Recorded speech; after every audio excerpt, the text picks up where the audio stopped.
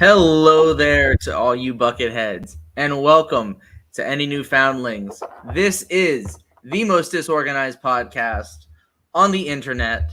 How are we doing today? I'd say we're doing pretty well. How about yourself, Don? How you doing? I'm doing very well. And as you have noticed by the title of this video, this is a bit of a departure from our normal light-hearted content, but we both talked privately and we felt that this was a topic very much worth discussing, especially with recent, social media stars that have blown up and personal experiences in my life. I felt this was something that was really important and something that we should touch on. So before we get going, this is going to be a heavy episode. It's probably going to get pretty deep. It's probably, things are going to be said. It might get a little personal, I'm not sure where this is going to go. We've got a rough outline, but we're going to go with the flow on this one. I was going to say when you first brought this to me, because we had originally slated Nightmare Cast to be for today. We acknowledged, yes, in my birthday live stream, I talked about, hey, we're going to do Nightmare Cast today. Dylan came to me earlier this week and was like, hey, with everything that's going on, I really want to do this idea. And I was like, okay. I didn't originally know where you wanted to go with this, but then you brought some really good stuff to my attention. I was like, all right, if you want to, let's do it. So here we are. Right. So this episode, I want to very much preface by giving a content warning, because I know there are some things that I'll probably talk about where I might get a little emotional. You might get a little emotional. Somebody in the audience might get a little emotional. We might hit some nerve centers that you don't necessarily know are there until you hit them. And I just wanted people to be aware of that. So going in full content warning, and, we're going to be talking about, there's a lot of potential topics that could come up, whether it be abuse. It could be, we could be talking about violence and the effects of violence, and I just want people to be aware of that. So when this episode comes out, if you're watching this, in the future, hi. But also, this is a heavier episode, so I wanted to be fully clear and make sure people are fully aware of that. So Callahan puts it really well with his first comment. Absolutely. This is going to be an interesting, absolutely. So I want to get our call to action out of the way. If you enjoy this video and you're looking for something a little more lighthearted, and here's the thing, if it gets too heavy, if it gets too deep, feel free to click away, come back to this video later. Take your time. Find this is people, know who to talk to in the event that you're, experiencing all of that. The crisis hotline is always available. That sort of stuff. We want to make sure that people get the care that they need. We acknowledge that this is starkly different from what we normally put out. We're normally just a very lighthearted, joking around, the most disorganized podcast on the internet. But we want you guys to know that we have to take time to talk about big stuff when it comes up. And this is something it's gotten Dylan's attention. It's gotten my attention to the point that we feel that we need to address it. So we're taking time away from that normal lighthearted to get, deep into it and, talk about it with you guys, open this up for conversation, see what people have to say. That's absolutely. And in continuing this conversation, this is here's the thing. We're going to present some things in this video. This is not the end all be all. You don't watch this video and boom, I'm cured. This is a lifelong process, and this is a process that takes time. And some other places you can discuss this in the comments of this video, feel free. Also, feel free to join our Discord. We are more than happy to talk to people about these deeper topics. And, you've read the title. It is about toxic masculinity. Yeah. Here's the thing. I want to get this out of the way. Number one, we are not saying that masculinity is toxic. I have facial hair. I am a man. I identify as a man. So obviously there are good elements of masculinity, and we want to promote those while looking at the more toxic elements and saying, listen, we need to get away from these things as men, and we need to get away from these things as society. So while this episode is going to be mostly focused on, cis het men, there are other people that can listen to this, learn from this, and benefit from this. Absolutely. So if you are a lady, if you are non-binary, if you are trans, anything like that, this is for everybody. And here's the thing. This is a conversation that for a very long time has been very, the discourse has been very tough. So we want to try to open a better route. And I wanted to start with a quote, like I said, if people have noticed, I really enjoyed the book Brotherhood, but there is a line in this book that really spoke to me. And that line is, neutrality in the face of extremism only gives the extremists more space to breathe. And after seeing things that go on in the world, I feel like, you can't be silent, unfortunately. And does it suck? Yes. But it's one of those conversations that's worth having. Go ahead. So I wanted to bring up, we've said toxic masculinity. We've thrown the term out there a good couple times.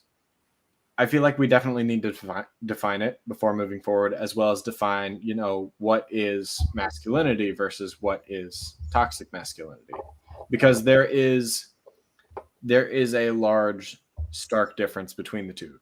Like,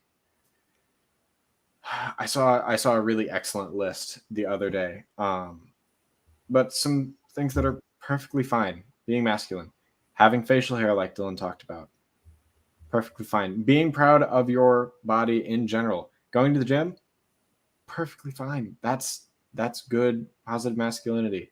Wanting to work out and get in shape, that's not even inherently masculine. That's just kind of a gender neutral thing. Being proud of your package you got downstairs, that's not a toxic thing. Being proud of that, or making jokes about that in the right context. Yes. That is one thing I really want to discuss is context. And there are issues where, if you're hanging out two guys and you're having a conversation and you're close friends, that's very different than depending on what group you're in, depending on that. So I would define, how would you define toxic masculinity? What would you give a definition to that? It's a very difficult question, because for me, toxic masculinity I've never really given like a Webster's definition to it. It's just kind of, you stick around long enough and you can kind of feel it. You can be like, ooh, that doesn't sit right with me. Might not be a bad idea. Is there even a Webster's definition of this? There might be. While you look it up, I want to kind of give mine.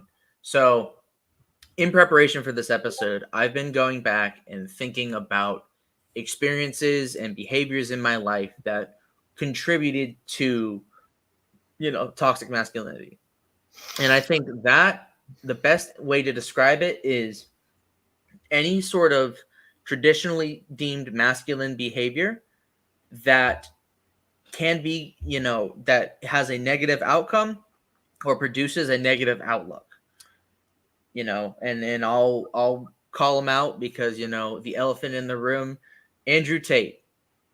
Sure, everybody here has heard of them.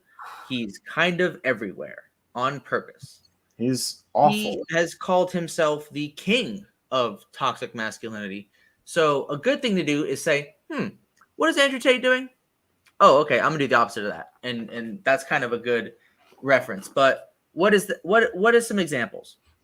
Hyper-violence for the sake of violence, for the sake of, protecting your manhood by being and acting aggressive, being violent, misogyny, that's not okay. Like, I'm trying, and here's the thing.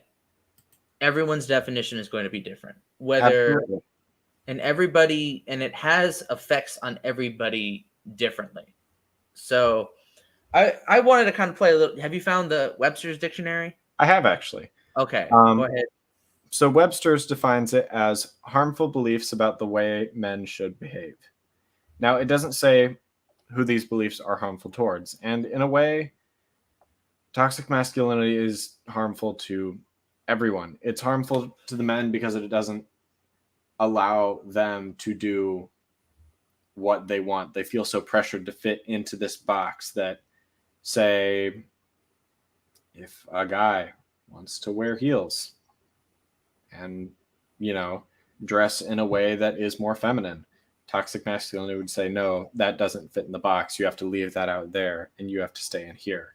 Right. I feel like a lot of that goes with also expressing your emotions. Some very toxic masculinity things is not displaying emotion, being stoic. And this idea that, men don't have problems. We hide our emotions deep down inside of us, and then one day we die. And it leads to a lot of men ending up depressed. It means, increased rates of self-harm. Yeah, self-harm, suicide. There's increased rates of all of that due to the fact that men are not encouraged to have this outlet for their emotions, for the stresses of their daily lives. They are just kind of encouraged to find alternatives, be they healthier or not. Those being, for some men, it is the gym. For some guys, that's their therapy, so to speak. And also, you could think of that outlet as, sometimes people have positive outlets where they turn to fitness or they turn to, but there's also negative outlets like I said, violence.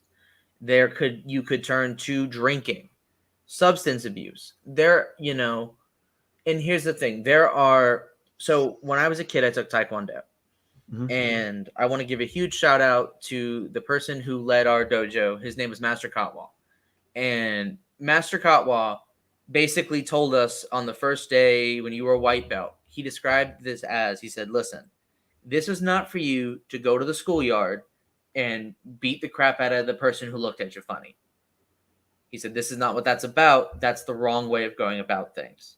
And I think that's very important to look at, is because whenever you go out there and you are actively seeking to be violent and going out there and seeking to inflict violence on others, like, here's the thing. Defensive violence is understandable to an extent. Like, here's the thing. You get, somebody attacks you, you defend yourself, and then you get out of this enough to get out of the situation.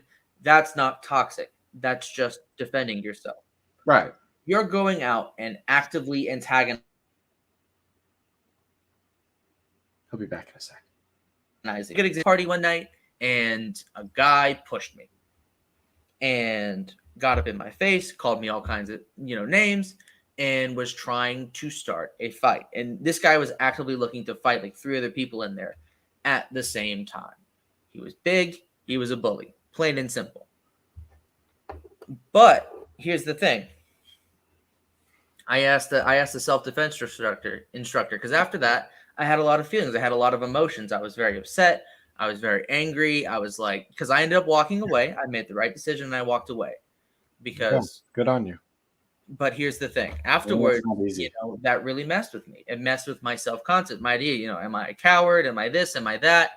And I talked to a self-defense instructor. And I said, what do you do if somebody pushes you like that? And he goes, walk away.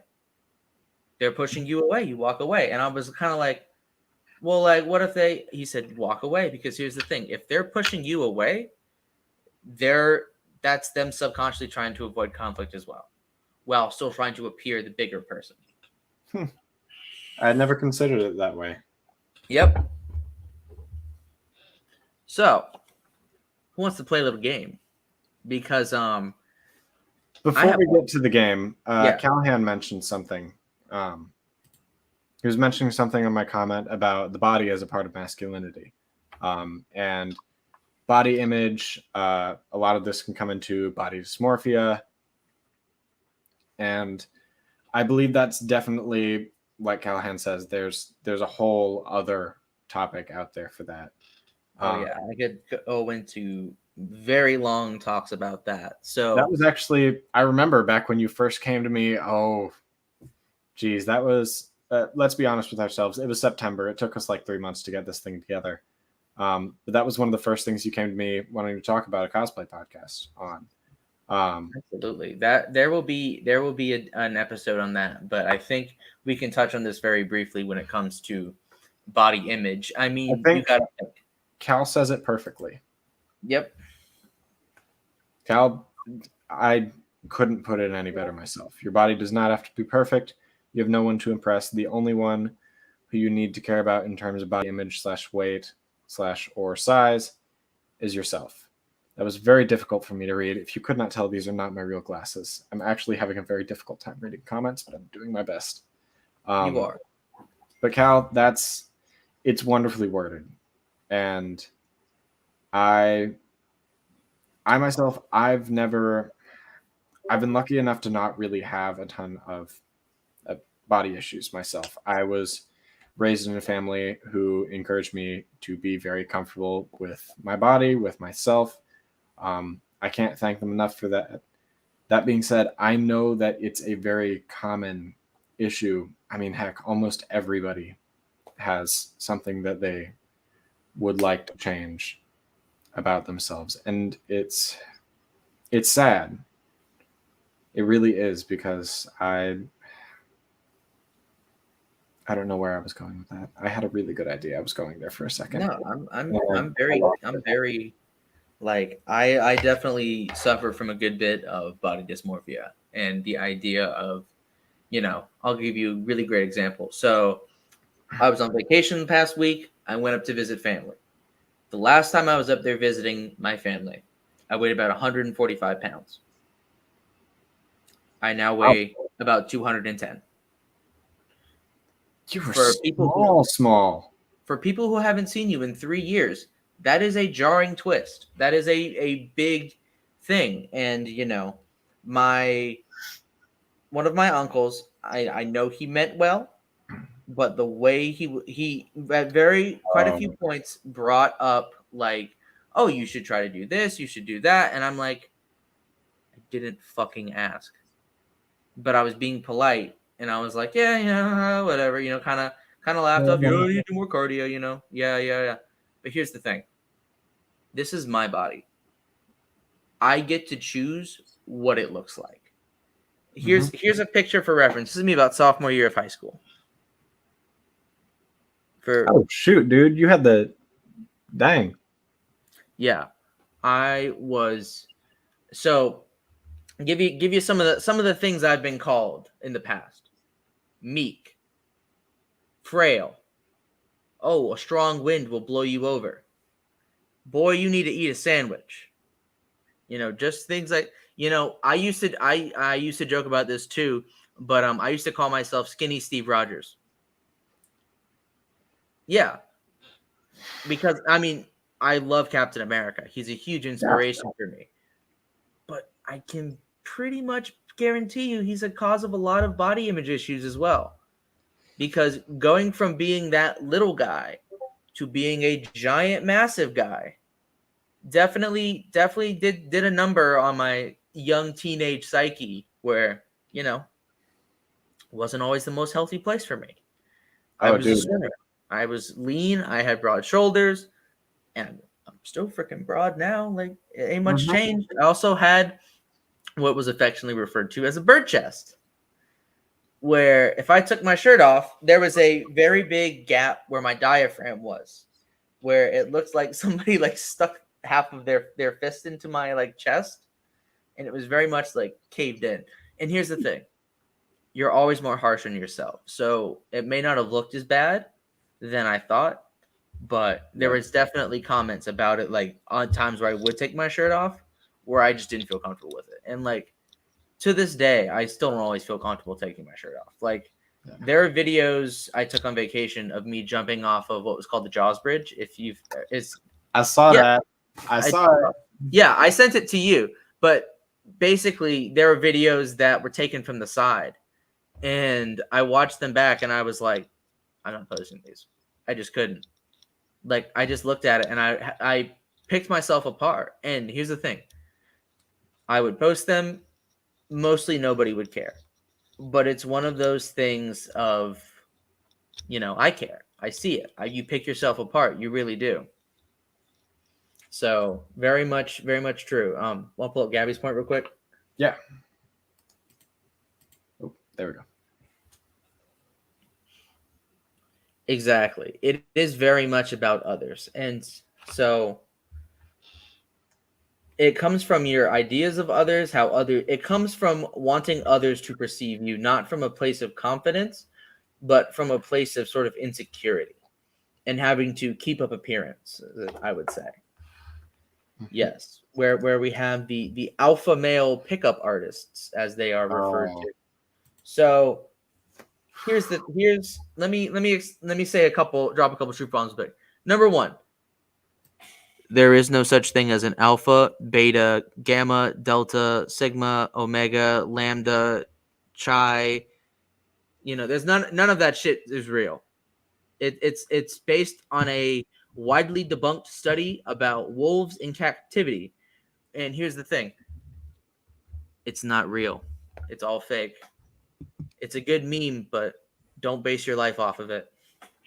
The only gamma I'm interested in are the gamma rays that made the Hulk and consequently She-Hulk, which drops next week and is going to be really good. Dylan naming the whole fraternity system.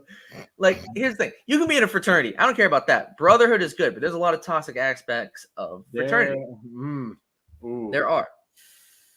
Yeah. More bad than good, but, there is a certain camaraderie that comes from it. It's good to have people who are your people, but I'm out of college. I don't care about fraternities. They suck anyway. And their parties were lame. Oh my god. The only frat party I ever went to, I ended up playing drunk babysitter. Nice. Sounds like a fun time. No. It was awful.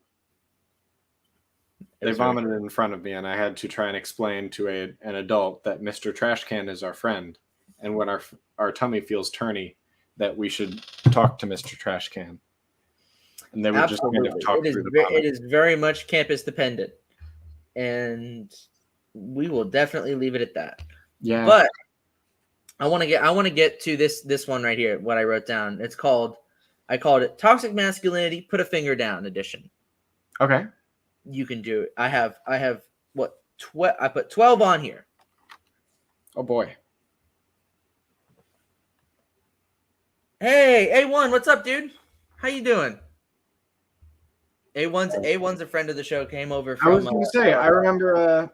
Yeah. A1's been on before. It's been a while since we've seen him. We're happy to have you back. Absolutely. A1 actually just recently texted me about our episode of Guest to Know, and that he really loved that. So that was one of my favorites that we've done. We got more of that. I cannot wait to do more. I think we decided final Thursday of every month is going to be Guest to Know. Yeah, so you're going to be getting Thursday of every month. Year. And I think what we can do is we've talked about some other creators we want to come on, but we'll talk more about that behind the scenes. Yeah. But let's go ahead and talk about some of these. So put a finger down if I'm not obviously going to participate because I've heard every one of these. So I'm drawing from my own personal experience here. But just keep score of how many of these phrases you have heard in your life. So first one is man up. Oh, man up, you'll be fine. Second one, you're a girly man. Third one, you hit/kick like a girl.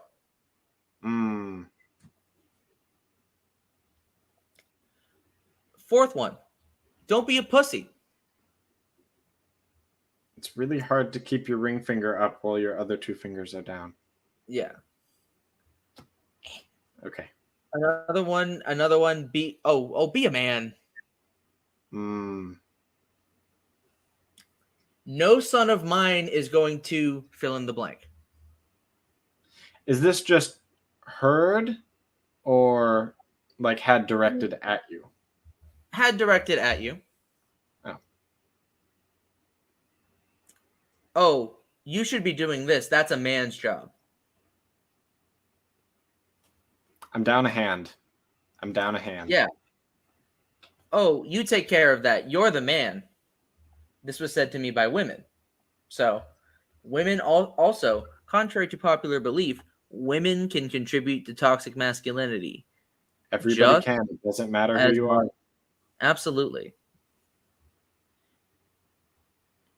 It's in everyone.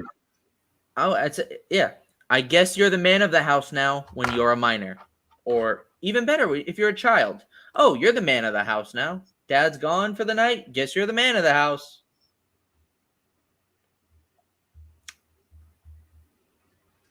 You know, I really don't see you as a man.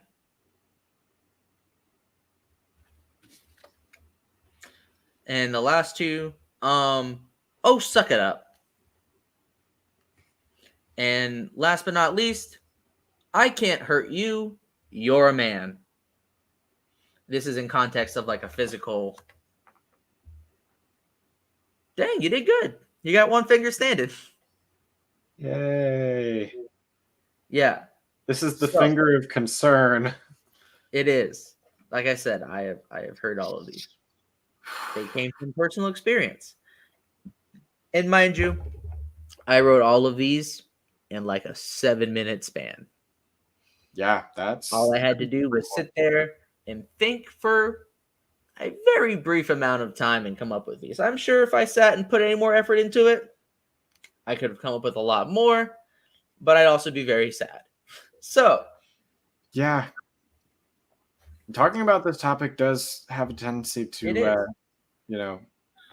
just bring you down heavily. It's a tough topic to discuss, but it's one that needs to be had by our society, especially when you see the extremist Andrew Tate types. And here's the thing: he's not the only one. Oh no, he's just the latest. He's just the latest in a long line of douchebags. I mean, let's think of some other good examples of manosphere type people. Kevin Samuels is one that comes to mind. If you've ever heard of him, I'm sure you've seen his clips. You know. Oh, what about when you get laughed at when you ask for help? Oh, what? You're a man. You can't handle that? Oh. Ooh, yep. Well, there's the final finger. I'm down. Yep. That's one. I'm out. And while we were going through, I was thinking of more. It really doesn't say exactly. Traumatic experiences do tend to stay and last with you forever. So we talked about, these issues, so there are things that can be done to help remedy these issues. Number one, I don't know if you have mentioned these two yet, but you should talk about how toxic masculinity. You know what? Thank you, Anna Banana Bread. I haven't seen you before, but I think that's a really good point. I was going to say this is a new friend. Yes, hello there. Chat. This isn't our normal type content. Just heads up, but I'm happy you're here. But yes, toxic masculinity does often stem from femininity being perceived as a weakness. Absolutely. So that's a very good point. So here's the thing. Nobody is ignoring biological reality. There are some men that are stronger than others. There are some women that are stronger than some men. And there are some men that are strong. There are some, most men tend to be physically stronger than some women in certain aspects. For example, the max amount of weight I could theoretically bench press after, let's say, a month of training. Let's say me and another girl and a girl or woman, we'll say, woman. We both train for a month. We don't do anything else different. All we do is lift weights. We say we both train 3 times a week. At the end of that month, theoretically, I should be able to do more than her. Nobody is denying this reality.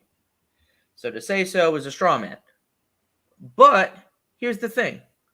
Why are we, why do we use our physicality? Why do we need to use that as a matter of pride or as a matter of we're stronger, so we're better? This isn't a strength-based society anymore. We do, in fact, surprise, surprise, live in a patriarchy where absolutely. And that's what I was coming around to, Gabby, was the The concept, and here's the thing, because of the patriarchal society that we have lived in for years, I would argue at the very least to our parents and grandparents' lifetime, if not now. But still now. Still now, but to a lesser extent, but still to this day, there are, and here's the thing, regardless, even if we made everyone in our society equal and said, oh, everybody gets the same thing, there are still consequences of millennia, centuries of patriarchy. And what that does is it has created ingrained in our heads for very long times that, oh, if you're a man, you don't like girly things. And if you're a girl, you don't like manly things. Obviously, that is not true. There are things that have existed like the tomboy. There's trans people. There are non-binary people. They exist. It is not a bad thing. It is a good thing. People exist. Let them fucking exist. Oh, yes. You don't play. Ooh. What? Yeah. Oh. I'm laughing at the because here's the thing. A lot of this. Stop clicking it. Let me do the clicking. Yeah. You don't play real video games. You play those girly games. Girl Crush and Animal Crossing. If a large collection of women enjoy something, it's seen as lesser. That's very true. And here's the thing. Why? Why can't women enjoy things? Like, why can't men enjoy things? And here's the thing.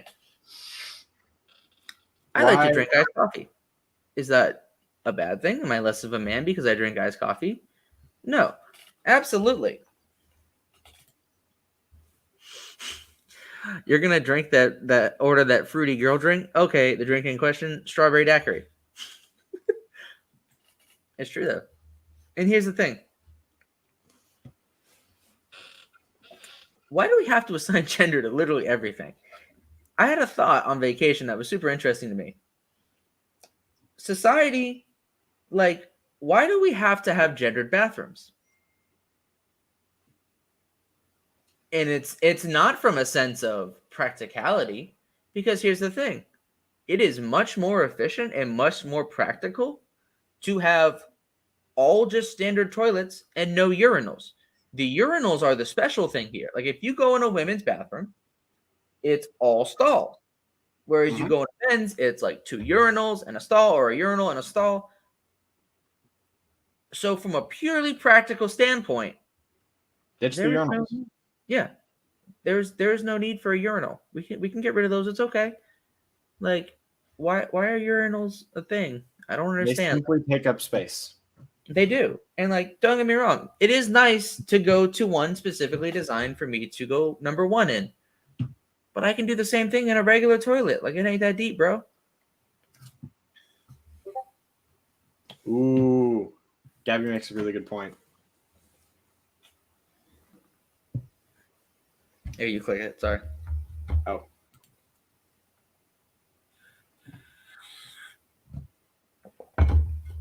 That's a very good point. Mm-hmm. That's very true. I didn't even think about that. That makes sense. Yep. So, here's the question now.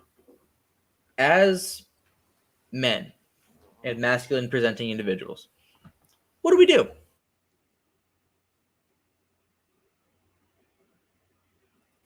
How to begin to solve this issue? I have some ideas. Okay. In my mind, vulnerability is a concept that is feminine, that is constantly used as a negative in terms of masculinity. Talking to someone is literally amazing to get you in the right headspace. Absolutely. So, what do we need to do as society to get on a better course? Number 1, we need to ditch a lot of our prior conceptions about what it means to be masculine. Mm-hmm. You can still be strong. You can still grow a beard. You can still have a pee-pee. Like nobody is going to force you to trans your gender. It's okay. You can still be a man. Like nobody's gonna stop you from being a straight man. All right. Let's be real here. Nobody's gonna stop you from doing that. Here's some things we can do. We can stop catcalling women. We cannot make people feel uncomfortable when we approach them. Here's a great example. So a lot of people fall into this manosphere type behavior because they want to learn. They're straight guys who want to learn how to get women. I'm guilty of this too. I fell into the manosphere as well, but I got better. So what I had to learn was how to be healthily and date in a healthy manner. Because if you're walking around thinking, all these females are sluts and they don't see what a nice high value guy I am. If you have to put somebody down to make yourself feel better, that's toxic, buddy boy. That's part of the problem. And you're not a nice guy if you call her a slut because she doesn't take your number. Okay? I'm sorry. The voice you put on for that was perfect. It is. I'm too good at this. So, what are some practical advice? Okay, I'm a nice young man. I met a nice young lady at the bar. Give you a good example of this from a current real example that happened in my life. I met a girl at the bar. We had a nice conversation. I thought it was kind of interesting. I thought it could have gone somewhere. So what did I do? Hey, can I give you my number? So what does this do? Number one, you put them in the position to say, oh, I would like to have your number, but I would reject it for this reason. It shows that you respect them enough to ask their permission instead of, here, let me give you my number. Absolutely. And I want to bring up Gabby's comment next because I want to get onto that.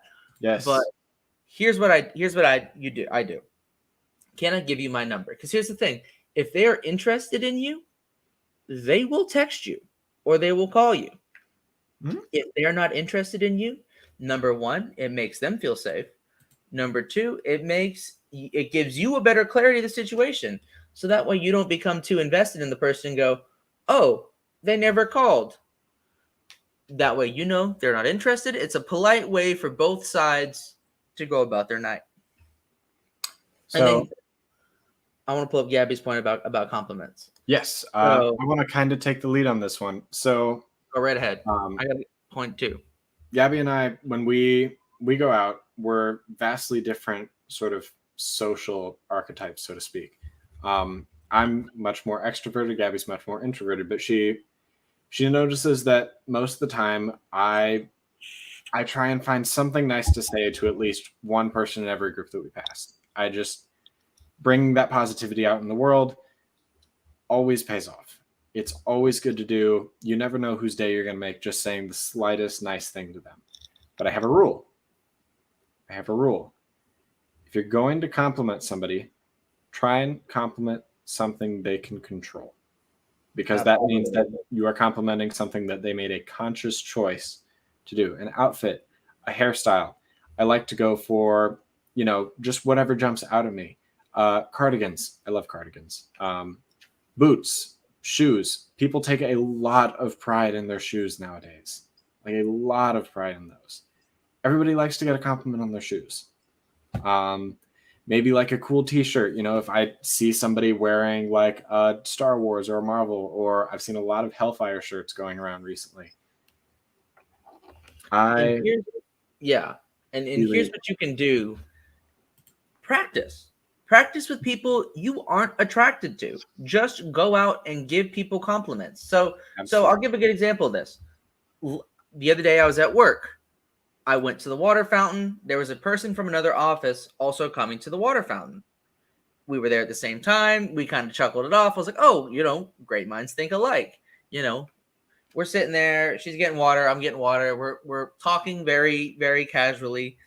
And, I look at her and go, I really like the pants you have on. She had a really nice pair of jeans on. Okay. And it was what is it? They were like the open at the bottom. I think they were like boot cut or something. I don't really know. Maybe bell bottom. I don't know, but they were really cool. And here's the thing. The reason it didn't come off as creepy is because it was genuine.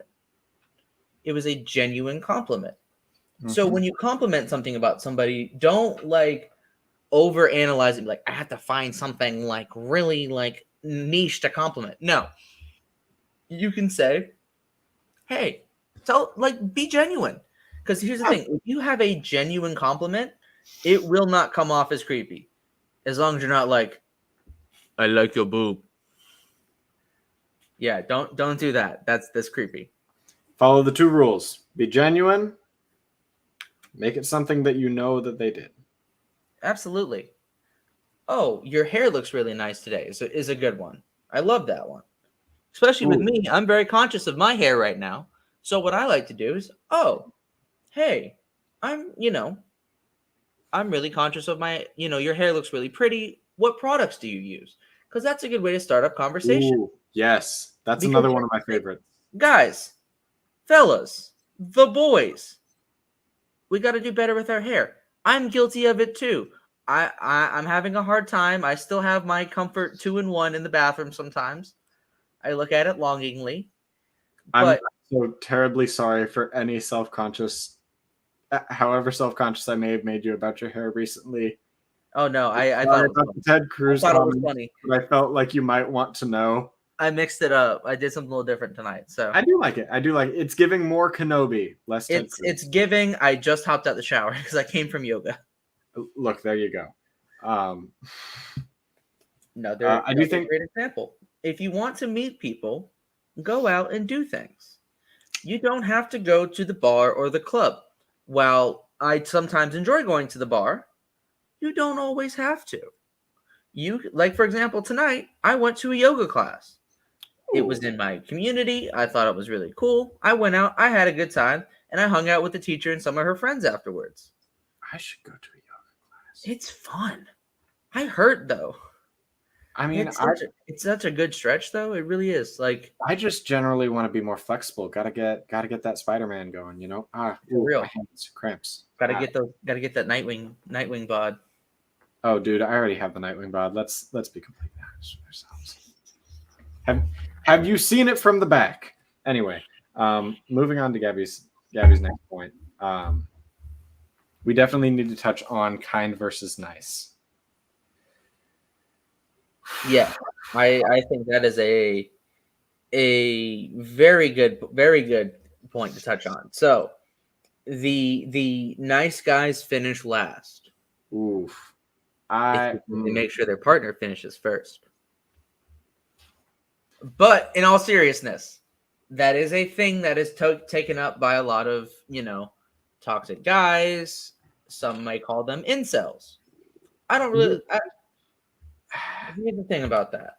I think the biggest thing with the nice guys finish last is it carries this sense of entitlement.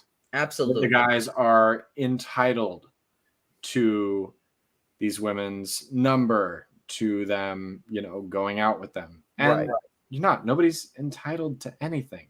Right. You are not entitled. It doesn't work that way. You are not entitled to anything another person gives you. Oh, here. Or expectations. Expecting something in return for being nice. I'll give you a really good example. So I heard this story. I can't remember if it was on the radio when we were driving up there, but basically the story goes like this. A man buys tickets for a girl to fly her out to the girl that he's talking to buys her tickets to fly out to his place for a couple days. And when she gets there, she tells him, I don't want to sleep with you. And the man was upset about that. Because, I paid all this money for these plane tickets for you to come. Yes, and you did that of your own accord. Right. You were your own dumbass. Here's the thing. Just because you buy somebody dinner, just because you take somebody out on a date, just because you go you do something nice for somebody to show, hey, I'm interested in this person. I went on a date once with this girl and we went out. We had a great night. We had a good time. I took her to this really cool spot to watch the sunset. And we're sitting there. We're watching the sunset. We're doing our thing. We're by ourselves. And I ask her, I say, hey, do you mind if I would like, do you mind if I kiss you? A kiss at the sunset, really romantic. And she looks at me and she goes, no, not really. I would kind of like to get to know you better before that. And that's fair. And here's the thing. I blew her mind when I said, okay, I respect that decision, and did not bring it up for the rest of the night. It blew her mind, and I could tell that she was very nervous at first because she was like, okay, I'm alone with a stranger. Right. And how is he going to react? And that is one thing that we really need to change is entitlement. Because you took somebody out to dinner, it does not mean that you deserve anything from that person. I think bringing up the dinner and whatnot, I think there's this big expectation of men to pay for everything on the dates, to pay for dinner, to pay for movies. And wait, are you pointing at me because you agree with this? No, I have a separate thing on that. But never mind. You have a separate thing on it? Do you want to talk about it? Okay, never mind. I don't want to be on camera. Okay. Sorry, Gabby and I are talking back and forth. I might tell you over here. You can repeat it back to the camera. That's perfectly fine. But there's this societal expectation for guys to pay for the dinner and whatnot. And, this like, oh, if you didn't, then did you really go on a date? I've almost always been 50-50 with like every partner I've had. Now, it's not exactly 50-50 because, quite frankly, if you're that focused on the monetary ratio and matching it, you're not in a relationship, you're in a financial commitment. Right. And I'll give you a really good example of this. So I think, and this is my policy. The person who initiates the date should be willing to pay. For example, the same date I went on with that previous girl. It was our first date. I initiated it. I offered to pay. Second date, she had mentioned on the first that she would like to have a second. She initiated it. And also, she said you didn't have to pay. I was willing to go 50-50. Oh, also, life hack. Date feminist women. I'm telling you. Like, they are not like blue-haired psychos. Believe me. They're actually really cool. So just and saying. Blue hair doesn't make you a psycho. We just right. I'm just saying. You know the stereotype. We've all seen the stereotype. And here's the thing. Why are they reacting so irrationally? Maybe it's because you're being a dick and inciting them, but that's neither here nor there nor anywhere. Anyways, back to the point. She said, I was willing to go 50-50 with you. I said, no, this is my treat. I invited you out. And she goes, okay, well, the next one's on me. And sure enough, we went out. And when we got there, she said, this one's on me. And I was like, cool. That is fine. And here's the thing. It wasn't about, oh, we're even, we're this, we're that. You don't. And I told her, I was like, and you don't owe me a thing. And that's how it's supposed to be. And I understand that a lot of our dating advice comes from an older generation. I just came from staying with my grandparents. And my grandparents were married for, I think, over 50 years before my grandfather passed. But they were very much your stereotypical patriarchal family unit. And it is hard to see the effects of that because it had a negative effect on my grandparents. It had a negative effect on my mom and her siblings and their relationships with their partners. Although, to be fair, my aunt and my mom did find very great partners, I will admit. We won't speak about my uncle. I'm just kidding. It's a joke. Calm down. Time out. Twix time. Let me not spill the family tea all over the internet. But there is a certain thing that I have noticed in the dynamics of my grandparents' relationship, and that is something that I did not want to replicate is the idea that my grandfather was the provider. He did everything. He didn't let my grandmother lift a finger with anything, whether it be the finances, it be this, it be that. So my grandfather just passed away. It was back in December. It's all good. I don't need condolences. We're good. But my grandmother, who has had 50 plus years of learned dependency, Right. is in a not great state. We'll put it that way. Yeah. I think Gabby's comments that she has been texting me go off this really well. So I was talking about, men being expected to pay. The reason men are expected to pay, one, they traditionally make more and have more to spend. This is just because of wage imbalances. Which is real. It's been proven in multiple studies It's absolutely real. The one study that disproves it isn't enough. You can't say, "Oh, well, one does it, so that's all the same." No. I can almost guarantee it was also conducted by men. But two, in a relationship, women are expected to provide emotional and domestic labor. Because of this, they end up giving a lot more in the relationship than men.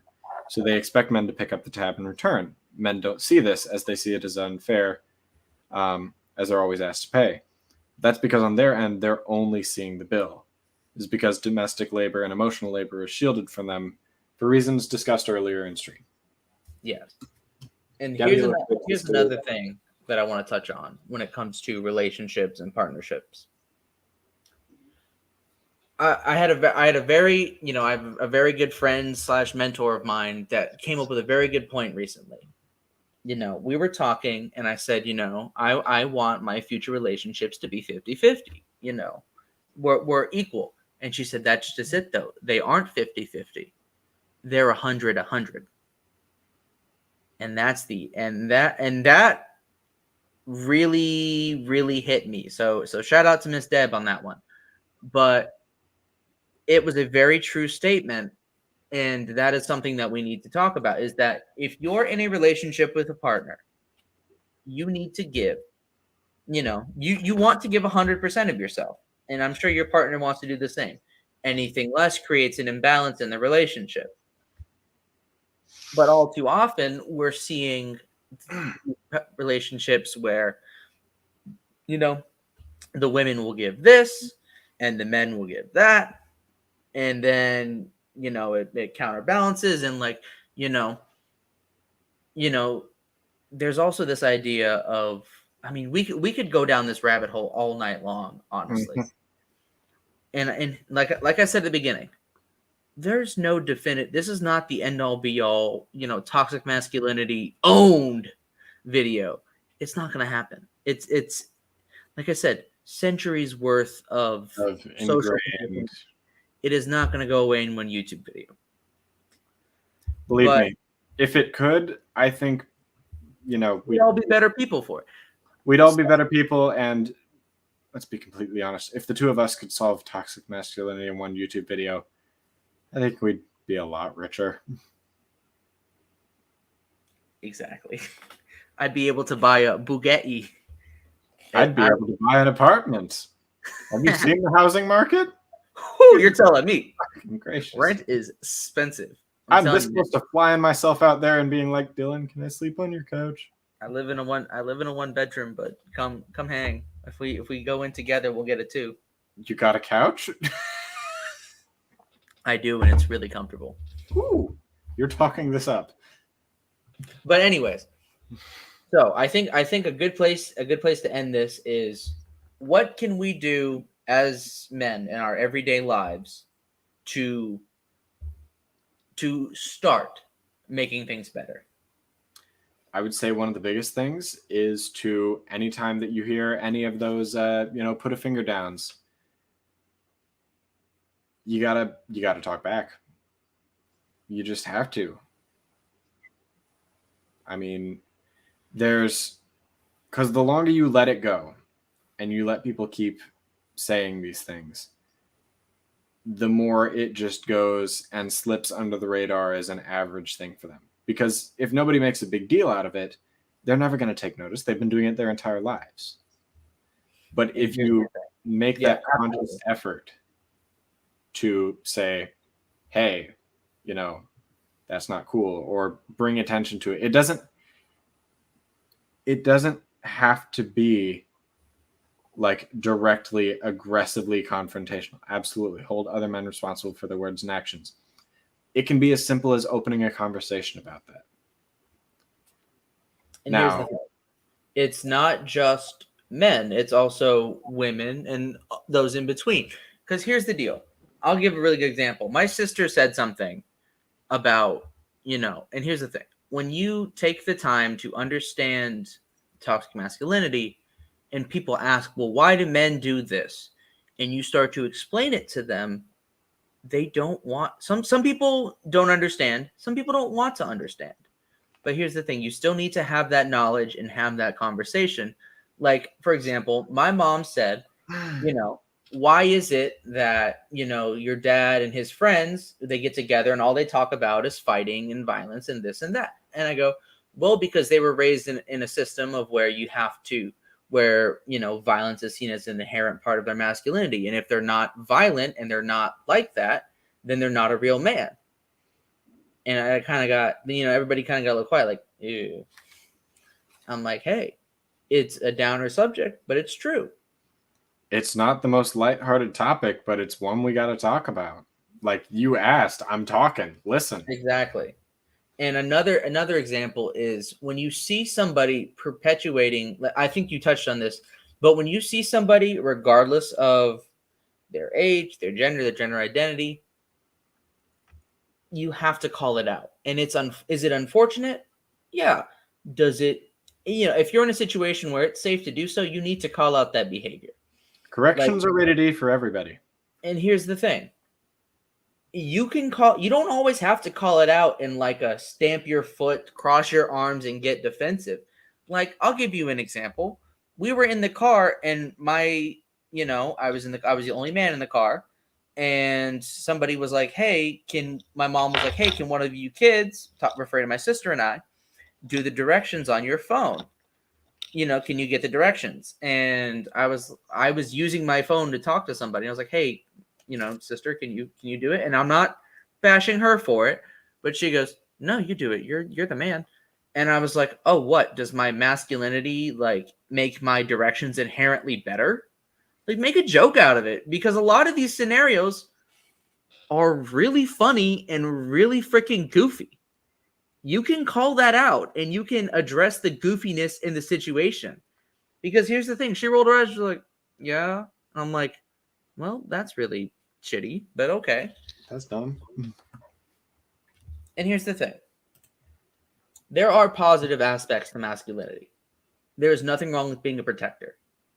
There is nothing wrong with having ambition, having drive, having passion. Passion is a good thing. But that being said, I don't know that those are even inherently masculine. No, they're not. And that's another good point. Stop seeing things that are neutral and assigning them gender. It's really weird. It's really weird. And people say trans people are why do you always have to make it about gender? It's literally like the fabric of our society, people. You made it about gender from the beginning. Yeah, it's the fabric of our society, peoples. It is what it is.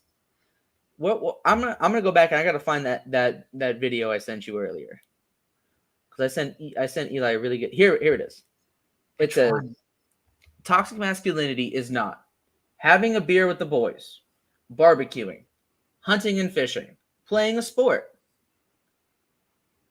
Sorry, it stopped. Making jokes, enjoying traditionally masculine things, growing a beard.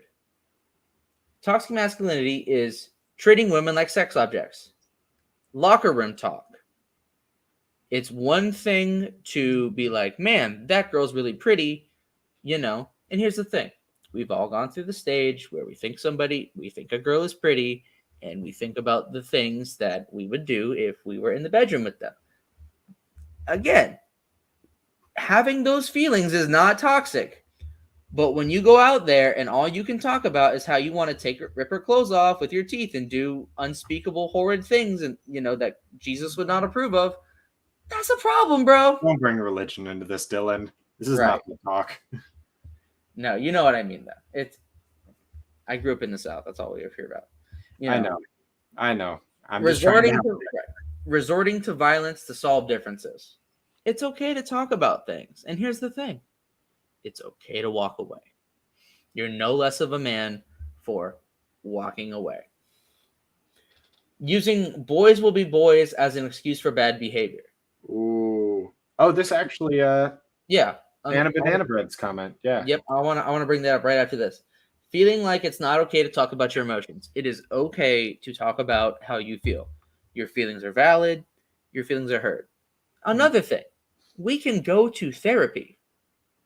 Address all of you. Address your traumas. Learn the negative effects toxic masculinity has had on your life and how you can overcome them. Homophobia and fragility when males don't display typically masculine traits. Like we said, it is the 21st century. It is 2022. It is current year. And you don't need to be homophobic anymore. You don't have much of a reason. Like there are people living their lives. Let them do it. I'm gonna do it regardless of whether you let me or exactly. not. And last but not least, be cool with it. Don't be doing domestic violence. That sucks. Don't do that. Yeah. I feel like that one should be a given. But also, I want to talk about Callahan's comment real quick, and then we'll go to Anna's. Because the whole blue pink baby coloring thing needs to stop. I know lots of men who like pink as a color. Also, can we stop the whole real men wear pink movement? It's really dumb, and honestly, it's so 2010s. It's really cringe, bro. Like real men wear pink, but yet you see Harry Styles in a dress and you have an aneurysm. Also, people will get mad about men wearing dresses and then look at kilts and be like, "Oh, that's perfectly acceptable." I look good in a dress. Like, I look good in a wig too. Let the boys hang free. Free the boys. Hashtag free the boys. Hashtag free the boys. Also, starting at boys and girls thrown into gendered stereotypes, like baby onesies for boys that says "mommy's little monster," are already perpetuating the stereotype that boys are loud and destructive. Absolutely.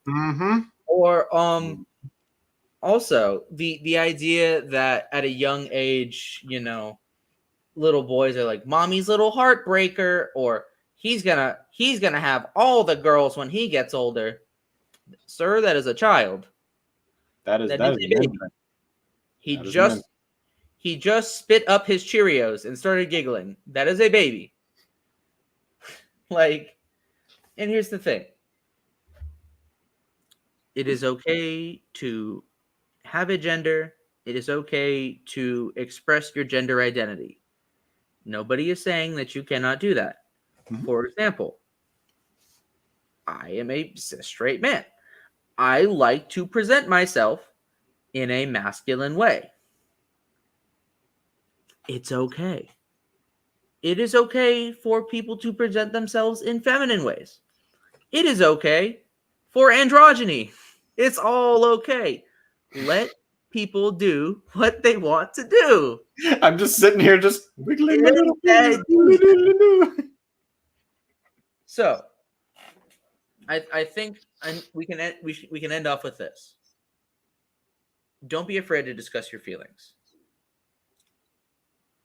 Temper your violent tendencies. It's okay to have them, but understand where they come from and have a healthy outlet, whether that be deadlifting or knitting fluffy sweaters. Either way, you're equally as valid, King. I will also say this: video games. Yeah. Be they Animal Crossing or Doom, can be excellent outlets for your emotions, for any sort of violent, did you say tendencies? I'm sorry, I completely blanking on the exact word. Tendencies / emotions / feelings, we'll say. Yeah. Just a way to let all of that out of your system to help you cool off. And here's the thing: part of the reason we feel we feel violently is because we've been socially conditioned that way. So here's the thing: when you have kids growing, and here's the thing: I'm 23. I want to have kids one day. Good for you. I've worked with kids, and sometimes I wasn't always the best teacher, but I learned from my mistakes. Mm-hmm. And what I started doing, especially in my later years of teaching, is I did not come at kids. I made this a rule for myself. I would not slag them down. I will not embarrass them. I will show empathy and compassion, and I will always, and here's the thing: it did wonders. Because here's the thing: everybody has feelings that they don't want to confront. I'll give you a good example. When I went to the Jaws Bridge, and I was ready to jump off that first time, I was like, "Damn, this shit's really high up. I'm about to jump off this shit. What the hell's wrong with me?" This shit's a little higher than I thought it was. Yeah, and I was talking myself up all week because I'm afraid of heights. I've mentioned this before. Oh yeah, you've talked about this. I am afraid of fucking heights. And I looked down in there and I was like, I can do it. I can do it. I can do it. I got up there and I jumped. Whew. Validating. But the second time I went to jump, I got up there. I was ready to go. And my mind blocked. It blanked. And I was scared. And I didn't know why I was scared. I just knew that I was scared. So what I did is I sat there and I went into my mind palace, which I often do sometimes, and I went back to an experience I had with a kid I was teaching. And she was afraid to jump off of the block into the pool. A very similar situation. And I had some actually really good words of wisdom. And what I said to her was, it's okay to be afraid. I understand what you're feeling. And I actually had to sit there and I talked to this child and I explained to them, it's okay to feel these things, and sometimes we have to just close our eyes and jump. And here's the thing. Confronting these feelings as men is scary. It's tough. It's tough to feel vulnerable. It's tough to feel because we have grown up in a world where we have been conditioned to do things a certain way. And it's often very confusing when we see, some parts of society saying, hey, you need to unlearn these things. They're toxic. They're not good for you. And and at the end of the day, you are given two choices. You can either say, okay, how do I do this? And you try to listen and you try to learn and you try to do better. Or you can cross your arms and you can stamp your feet and be like, I don't want to. At the end of the day, the choice is yours. This is your life. You get to choose how to live it. But I think if we're going to have a better, more productive society in the future, we need to be honest. We need to have these conversations. And here's the thing. Don't be afraid to ask for help. And just because you got something one day doesn't mean you're going to get it the next. We all make mistakes. We all stumble and fall. Mm-hmm. I like to believe, that no one's ever really gone or no one's ever really too far gone. So if you are a man who stumbled across this video, you've made it all the way through, and you're thinking to yourself, okay, I'm in the manosphere. I hear all these things. I see all these things. What can I do? Reach out to us. We will be more than happy to talk to you. All the links are in the bio. And this isn't a shameless plug. This is a genuine thing. I've been where you are. I empathize with you. And even till this day, I make mistakes. I do things. I do things where I'm like, oh, wow, toxic me would do that. I need to get away from that. I have thoughts. I have experiences. And it's really easy to default to that negativity. It is. I'm guilty of it. I'll do it. I did it just the other day where I was like, and I was like, hold on. Time out. Let's back away. Let's reassess. And I was like, oh, okay. I took a deep breath and I went on with my day. And you learned. It is a learning process. That it is. It's never too late to redeem yourself. If you want to learn, there are resources out there, there are people out there, and don't be afraid. Because it's hard when you've been, sitting in a place your whole life and been told a certain thing and promised a certain way. And when you don't get that, it's easy to be upset, it's easy to be confused, like Anna had said previously, it comes from a sense of entitlement. And it's easy to lash out when you feel as though you're entitled to something and you don't get it. I get that. But I urge you to pause. And I urge you to just take the time to try to learn and do better. I promise you won't regret it. Do you have anything else you'd like to say before we wrap things up? I know we're starting to run a little late. I'm pretty good. Does anybody in the comments have any final points they'd like to add? Thoughts? Yeah. Like I said, 4 minutes here. Like I said, this is a ongoing conversation. This one video is not going to solve everything, but I'm hoping it's a start. So, and like I said, this isn't the end all be all. We are more than welcome to have conversations in Discord. You can DM us. We're on Instagram. Leave a comment on this video. And here's the thing. I say quite frequently, like, share, but I genuinely mean this. Do not be afraid to share this video with your friends. Mm-hmm. I wouldn't say I'm presenting like some argument that's going to debunk your entire life, nor would I want to. I'm just saying that we have an opportunity to do better, and we have an opportunity to learn. And I think in this life, as long as you're learning, no matter how smart you are, you can always learn. You can always improve. You can always do better. Mm-hmm. But I think we don't have much up. Thank you, Anna. So shout out to Anna Banana Bread. Thank you. That was really awesome. Thank you for joining us. We go live Thursdays at 8:30 p.m. Eastern Standard Time. I also wanted to compliment your profile picture. That is an adorable little axolotl. Yes, I never knew how to pronounce that. I never knew how to pronounce it. Well, axolotl. You'll hear people pronounce it differently. It's one of those things where it's like AT-AT or AT-AT. It's personal preference. That's for another day. Anyways, thank you for joining another episode of Under the Helmet Podcast. Do you like these deeper videos? Don't be afraid to let us know. I was going to say this. We had some really good conversations this one, just between the two of us, as well as with everybody in chat. Absolutely. This was a great episode. So thank you to everybody who came out. Have a good night, and we will see you in the next one. Bye-bye. Bye-bye now.